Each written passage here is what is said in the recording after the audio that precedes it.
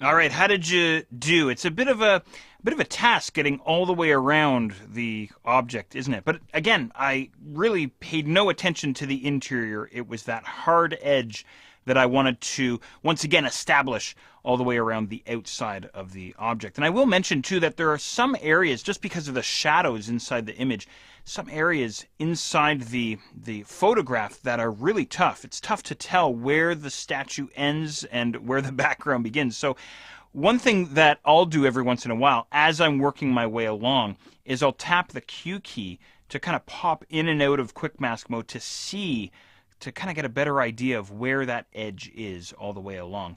And as you can see, I didn't do an amazing job. It isn't absolutely perfect, but I think it's going to be good enough for our purposes here. And last but not least, I popped out of quick mask mode and just made sure I didn't see any marching ants around the background area, around the outside of the object itself.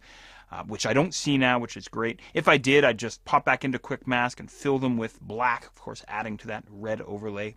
The next thing that we want to do is we want to store our selection. We want to save our selection. Did you even know that was possible inside Photoshop? We can create a selection here and then we can save it. And then later on we can come back and retrieve it, which is really awesome stuff. Because right now, if I accidentally deselect, I lose my marching ants and I might have to start all over again. So that's no good. So let's go and save this guy. So I'm going to head up to the select menu and then all the way down towards the bottom there, save selection. Go ahead and choose that. We're met with this save selection dialog box. And he's asking us what document we want to save the selection in. Well, we only have buddha.jpg open right now, or we could save it into a new selection. That's fine. We're going to save it into the Buddha file. Which channel? What's that all about? Well, we'll see what this is all about in just a second. So the only choice there is new, and it's also asking us for a name. So we're going to have to name our selection somehow. I think I'll just call mine Buddha. How's that? And then once again, kind of tying into channels down below, it says Operation New Channel. All right, that's fine. I'm going to go ahead and click on OK. Now, let me show you this. I'm going to go and deselect. You can head to your select menu and then choose deselect or hit Control or Command D on your keyboard to get rid of your marching ants. They're gone now. And then now, how would we go back and retrieve our selection? Well, now what I'm going to do is I'm going to head back to the select menu and then all the way down to load selection. All right? We're brought into a very similar dialog box, the document, the channel, Buddha, which is what you and I named this guy. I'm going to go ahead and click on OK, and there's our marching ants back. A couple of things here that I want to bounce off of you.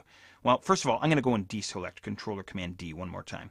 First of all, if I want to make sure that my selection gets saved with my file, I want to make sure to save this guy as a .psd, a Photoshop document, not a JPEG as he currently is. So I'd have to change his file format to make sure that that selection is actually saved.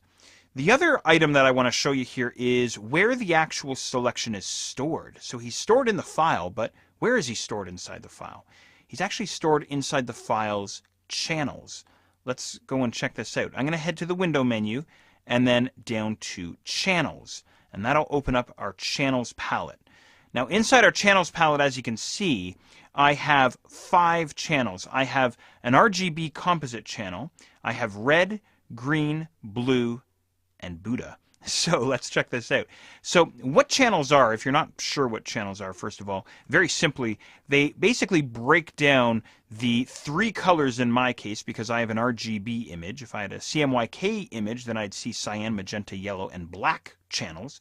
But here what we see is a breakdown of each color space or color channel inside the RGB color spectrum. So I can go all the way back to the default image by clicking on the composite channel at the top, which turns on all 3 channels in my case, or all 4 channels if you're counting the composite channel. Of course, all the way down at the bottom we have Buddha. Go ahead and click on Buddha, and what happens with him is he loads in as a mask, solid black, solid white, and shades of gray.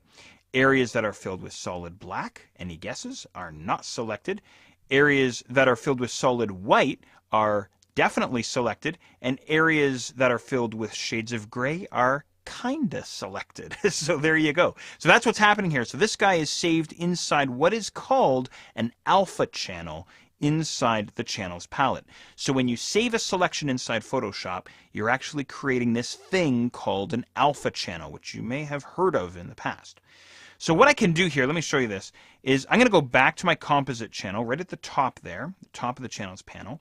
And what I'm going to do is I'm going to hold down the command key here on the Mac, or control on the Windows side, and I'm going to click on the alpha channel thumbnail, and that's another way to go and load in your selection. So really, when we go to the select menu and choose load selection, all we're doing is we're loading in our alpha channel as a selection.